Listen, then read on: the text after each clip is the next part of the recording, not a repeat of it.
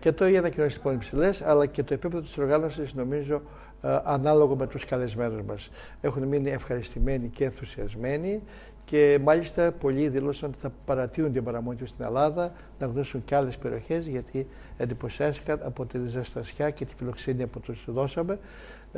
Είναι άνθρωποι που για πρώτη φορά έρχονται στην Ελλάδα. Έχει έρθει κόσμος από την Βραζιλία, από την Ιαπωνία, από τις Φιλιππίνες, από όλη την Ευρώπη, Ρωσία, Αφρική, Αμερική, Ηνωμένες Πολιτείες. Έτσι είναι ευχαριστημένοι και πιστεύω ότι και αύριο που τελειώνει αυτό το συνέδριο με μια περιήγηση που θα τους κάνουμε στον υγροβιότοπο της Κερκίνης, πιστεύω ότι θα είναι η τελευταία και ίσως η πιο ευχάριστη ημέρα. Τα συμπεράσματα θέλω, αναλάβετε την μετάφραση στα αγγλικά, κύριε Σίμογλου, τα συμπεράσματα σε ό,τι αφορά από τις εργασίες του συνεδρίου, τις εντυπώσεις του κυρίου Τάκεν. Willem, he asks you to tell some words about the results, some conclusions for the conference. If it was fruitful, if met your expectations, I mean regarding the scientific level and all these things.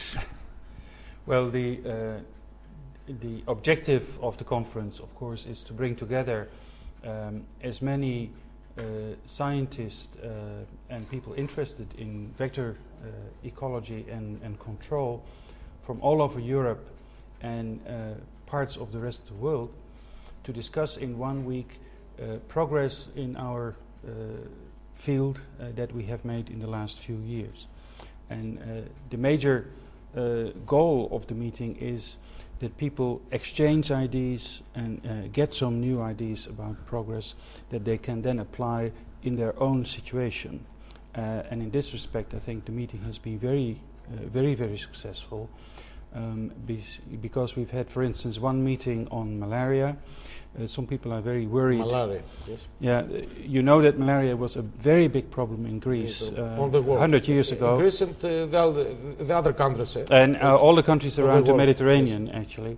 Mediterranean, yes. And we had a special session on malaria this week, and fortunately we heard that although the mosquitoes are still there, yes. The chance that we will get malaria in the Mediterranean region is very small. Today in Europe the situation, how is for mosquitoes?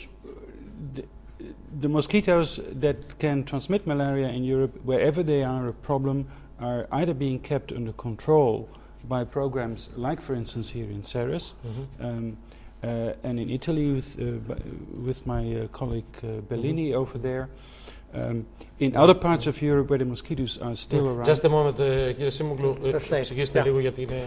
Εκείνο που λέγει είναι το εξής, ότι είναι πάρα πολύ σημαντικό το ότι εδώ συγκεντρωθήκαμε στις Σέρες επιστήμονες από όλη την Ευρώπη αλλά και από πολλά άλλα μέρη του κόσμου για να συζητήσουμε και κυριότερα να ανταλλάξουμε απόψεις και εμπειρίες και γνώμσεις.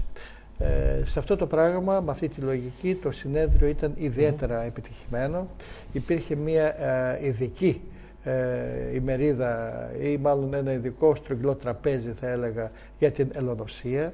Ελονοσία η οποία στην Ελλάδα παλιότερα ήταν πολύ μεγάλο πρόβλημα και γενικά σε όλες τις χώρες της Μεσογείου. Σήμερα το πρόβλημα είναι μικρό, αλλά θα πρέπει για να παραμείνει μικρό να γίνεται σωστή προσπάθεια και σωστή καταπολέμηση των κουνουπιών που μεταδίδουν την ελονοσία, όπως έχει κάνει το κέντρο στις Σέρες. Κάτι ανάλογο θα πρέπει να συνεχίζεται για να μην αντιμετωπίσουμε ξανά τον κίνδυνο υποτροπής της ελονοσίας.